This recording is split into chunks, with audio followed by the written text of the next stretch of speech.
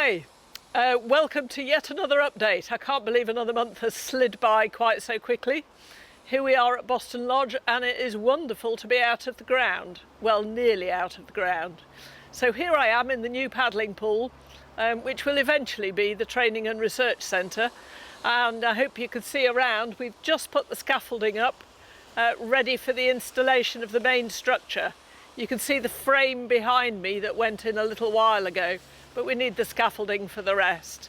So this will go up over the next 4 to 5 weeks, and we'll begin to see some real progress here. So now you can see the walls and the piers going up for the wagon repair shed. Really nice masonry work going on here. I'm standing in the doorway of what will be a store, so making up for the loss of storage elsewhere. And the scaffolding behind is so we can do some repairs on that retaining wall. But again, it's great to see it coming out of the ground.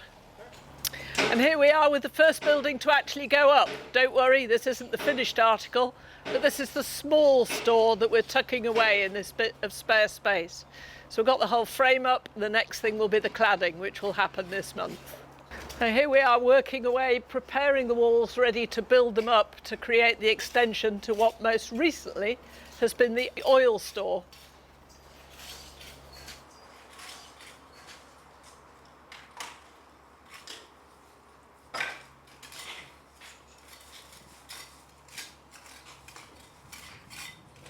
Always interesting what you find when you're bringing back old buildings. So here we are with some lifting gear that would have been used to bring things into the old sawmill, I assume.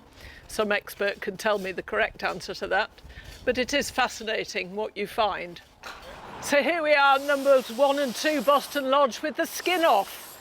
The cementitious render has been removed, and it's really good to see the stonework behind is in reasonable condition. Now we've got the scaffold up, we can see a bit more clearly what needs to be done on the roof, and there is a bit more repairs than we thought, but generally it's not in bad condition. So once all this has been stripped and repaired, it'll be re-rendered and new windows put in. Welcome to the small loco shed. It doesn't seem that long ago that we were stood here and we were looking into a gaping hole in the ground. That's all changed. You've seen that we were starting to fit roof panels last time. Well, that, broadly speaking, is now all complete. So the shed is basically fully clad, and the contractors will move out in the next few weeks. There's still some windows to fit on the side wall there, and the doors to fit here at the front. After that, the shed is handed back to us, and it's a volunteer job largely to fit out the shed. So that will involve laying the tracks in the shed, installing the lights, installing all the electric points we need, air, water, and crucially, of course, the tracks here to connect into the shed. So I know you'll be hopelessly inspired by the shed in the state it's in. We do need volunteers this coming winter, starting in September, to help us fit out what will be the best loco shed in Wales or in the country. So if you want to be involved in that, we'd love to hear from you.